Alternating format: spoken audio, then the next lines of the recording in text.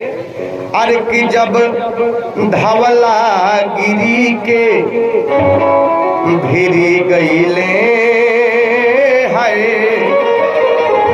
ये बहुत पुरान भोजपुरी के गीत है। अरे कि जेकर पियावा बसेला परदेस सखी है। हाँ वही धुन है। अरे कि जब धवला गिरी के भिरी गईले कि तब कपि मान देखी फिक्र भइले।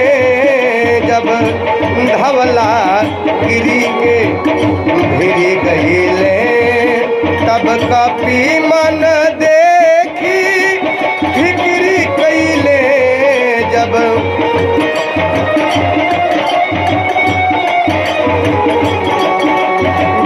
धवला गिरी के भिरी गईले तब कपि मन देखी फिक्री कईले। जब धवला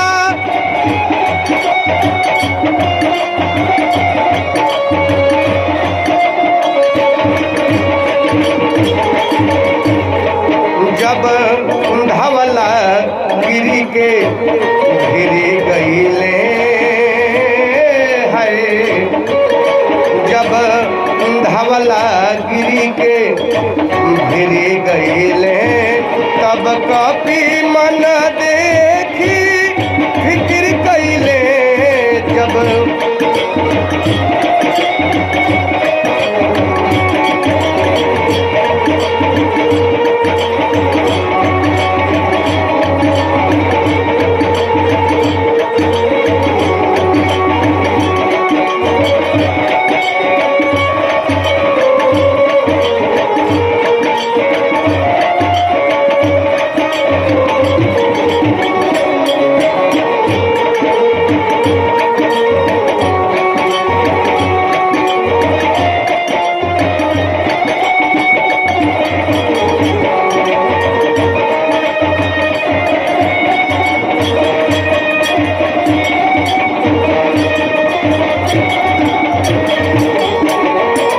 पर्वत पर देखले जरत दिया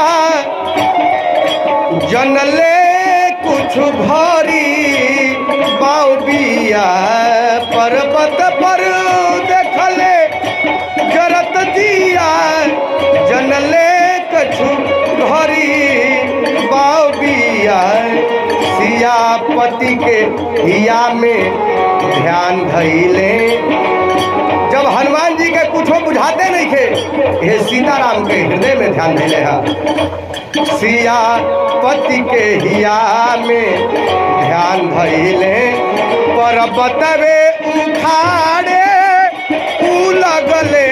सियापति के हिया में ध्यान धैले सियापति के हिया में ध्यान धैले पर्वत वे उखाड़े ऊ लगले।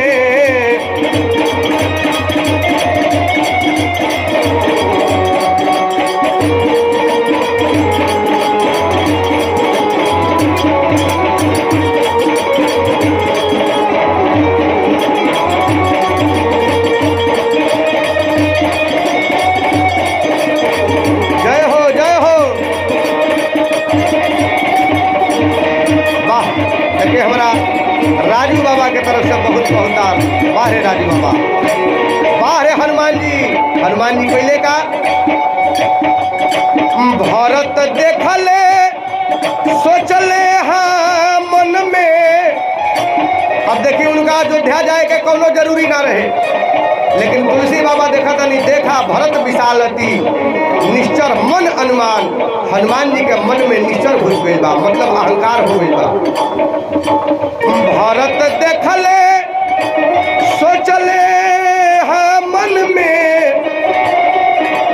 भैया से लड़े जाता बन में। भरत देखले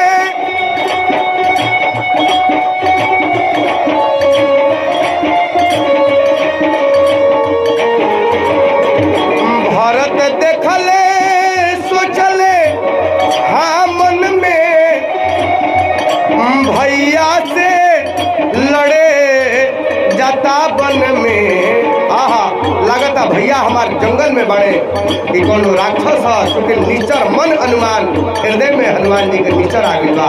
ऐसे तुरंत पहले का भरत जी तीर साधी निशाना उबान मरले है, तीर साधी निशाना उबान मरले हनुमान धरती पर गिर गईले, तीर साधी निशाना उबान मरले हनुमान धरती पर गिर गईले, जब धवला गिरी के भिरी गईले, जब धवला गिरी के भिरी गईले, तब कपि मन देखी फिकिर भइले, तब कपि मन देखी फिकिर कैले है।